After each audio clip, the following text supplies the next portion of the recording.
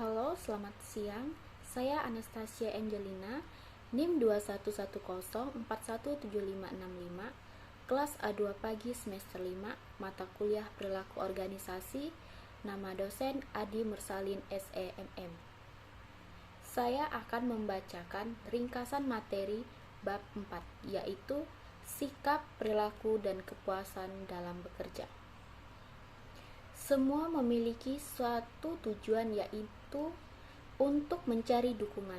Demikian juga halnya dengan manajemen, terutama dalam hal pengawasan organisasi perlu memantau para pekerjaan terhadap sikap dan hubungan dengan perilaku. Sesungguhnya ada 3 sikap, yaitu kepuasan kerja, keterlibatan pekerja, dan komitmen organisasional.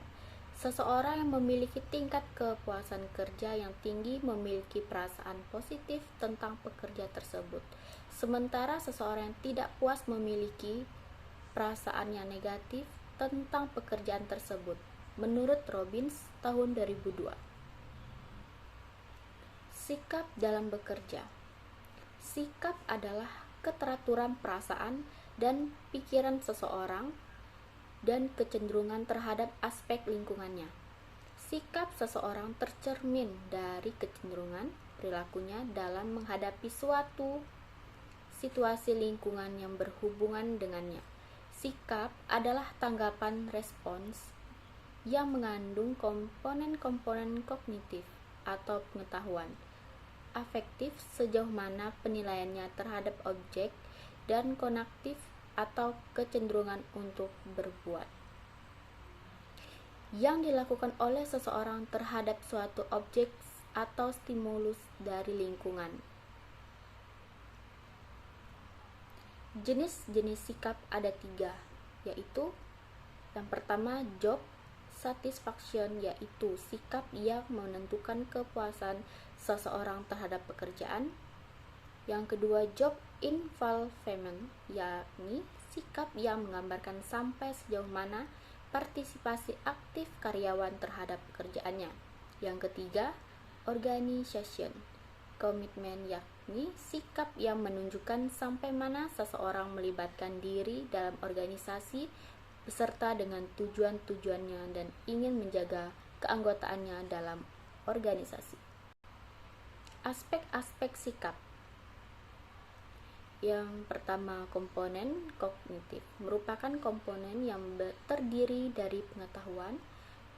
Pengetahuan ini yang akan membentuk keyakinan dan pendapat tertentu tentang objek sikap. Yang kedua, komponen afektif merupakan komponen yang berhubungan dengan perasaan senang atau tidak senang sehingga bersifat evaluation. Komponen ini erat hubungannya dengan sistem nilai yang dianut pemilik sikap.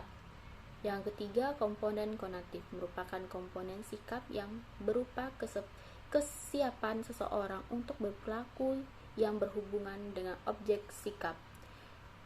Dari Kreitner and Kinnicky tahun 2005. Berdasarkan uraian di atas dapat dinyatakan bahwa ketiga komponen tersebut sangat berkaitan secara khusus dalam banyak cara antara kesadaran dan perasaan tidak dapat dipisahkan. Perilaku kerja. Menurut Stephen P. Robbins tahun 2012 menjelaskan bahwa perilaku kerja merupakan suatu karakteristik dan tingkah laku yang terdapat dalam setiap individu atau suatu perusahaan yang terdapat dinamika kepemimpinan. Perilaku kerja lebih cenderung kepada pokok kepribadian karena kepribadian menggambarkan perilaku seseorang individu. Karakteristik mencakup perasaan malu, keagresifan, sikap patuh, kemalasan, ambisi, kesetiaan, dan sifat takut dan malu. Karakteristik ini bila diperagakan dalam sejumlah besar situasi disebut ciri-ciri kepribadian. Perilaku kerja merupakan bagian dari peran sangat penting dalam kehidupan bekerja. Perilaku kerja merupakan tindakan dan sikap yang ditunjukkan oleh orang-orang bekerja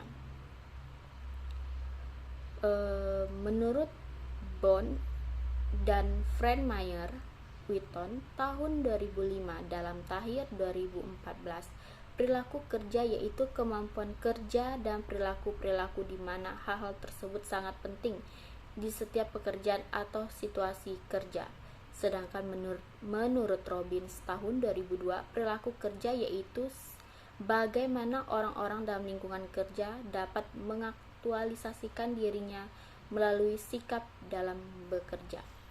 Pendapat Robbins ini menekankan pada sikap yang diambil oleh pekerja untuk menentukan apa yang akan mereka lakukan di lingkungan tempat kerja mereka.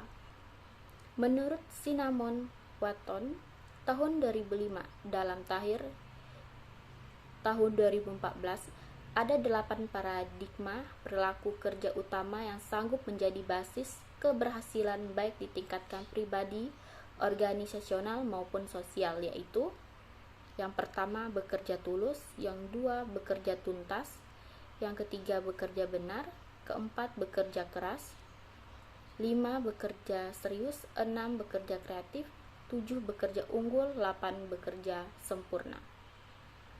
Berdasarkan uraian-uraian tersebut, dapat disimpulkan bahwa perilaku kerja memiliki peran yang sangat penting untuk mencapai suatu keberhasilan yang sesuai dengan tujuan suatu perusahaan. Faktor-faktor yang memengaruhi perilaku kerja. Yang pertama, motivasi. Yang kedua, sikap. Yang ketiga, keyakinan. Keempat, imbalan dan hukum. 5, budaya.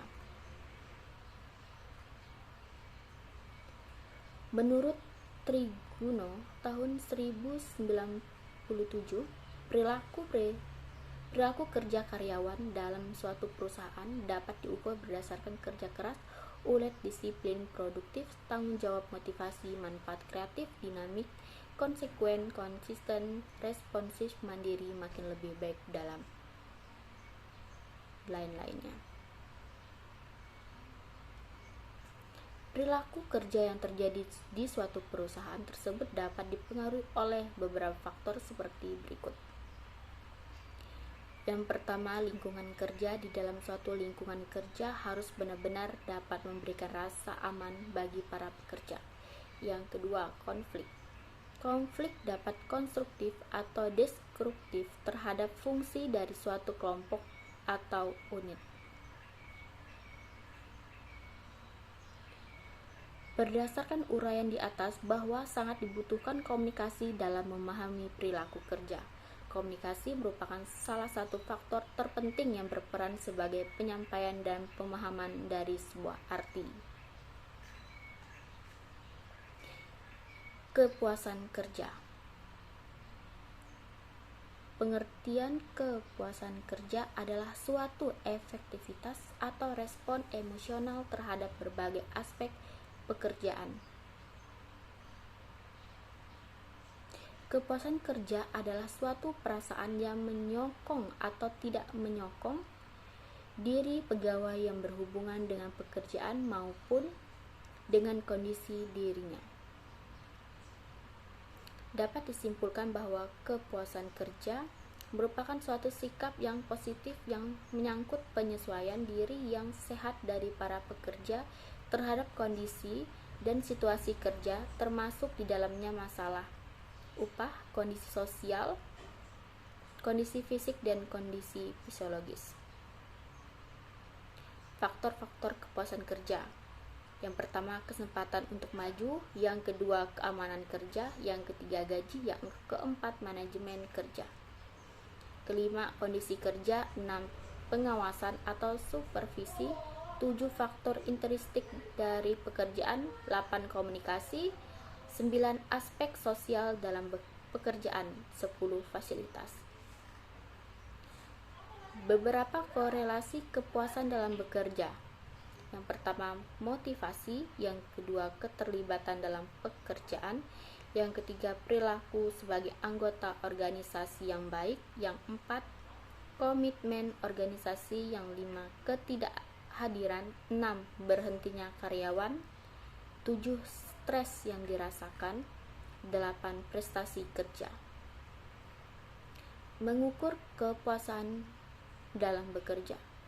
Kepuasan kerja adalah sikap umum seseorang terhadap pekerjaannya.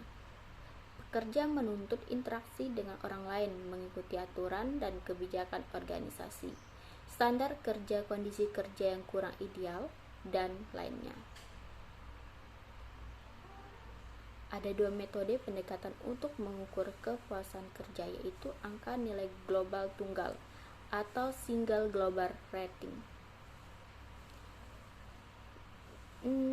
B. Skor penjumlahan. Summation score dalam metode penjumlahan ini tersusun atas sejumlah fase pekerja yang digunakan untuk mengenal unsur-unsur utama dalam suatu pekerjaan, menanyakan perasaan karyawan mengenal tiap unsur. Faktor-faktor yang berfungsi mendorong kepuasan kerja adalah kerja yang secara mental menantang, ganjaran yang pantas, kondisi kerja yang mendukung, rekan sekerja yang mendukung, jangan lupa kesesuaian antara kepribadian pekerja. 6. Ada dalam gen faktor yang penting, karena gen dapat memengaruhi tingkat kepuasan kerja dari seseorang karyawan. Respon karyawan dalam mengungkapkan ketidakpuasan. Yang pertama, exit. Ketidakpuasan yang diungkapkan lewat perilaku yang diarahkan untuk meninggalkan organisasi. Kedua, suara, voice. Ketidakpuasan yang diungkapkan dengan usaha aktif dan konstruktif untuk memperbaiki kondisi.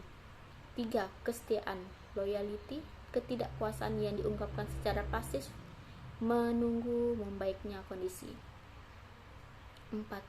Pengabaian, neglect. Ketidakpuasan yang dinyatakan dengan membiarkan kondisi memburuk. Kepuasan kerja pada umumnya mengacu pada sikap seseorang, pegawai atau karyawan terhadap pekerjaan. Baiklah, itu ringkasan materi bab 4 dari saya. Sekian, terima kasih.